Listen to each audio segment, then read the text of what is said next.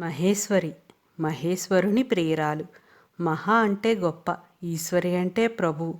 ప్రభువుకే స్త్రీలింగ పదం ప్రవ్వి లేదా పరబ్రహ్మ పట్టమనిషి.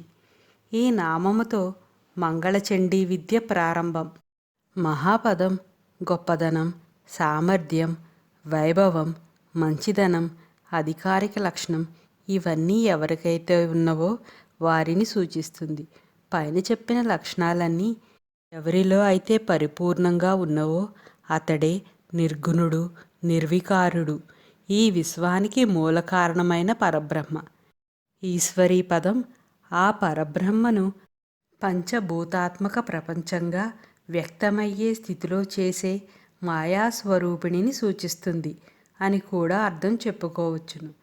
మహేశ్వరుని ఉనికికి కారణం మహేశ్వరి అంటే ఆయన భౌతికంగా ఉండాలంటే ఆవిడ ఉండవలసిందే తప్ప మరో మార్గం లేదు, అవకాశం లేదు.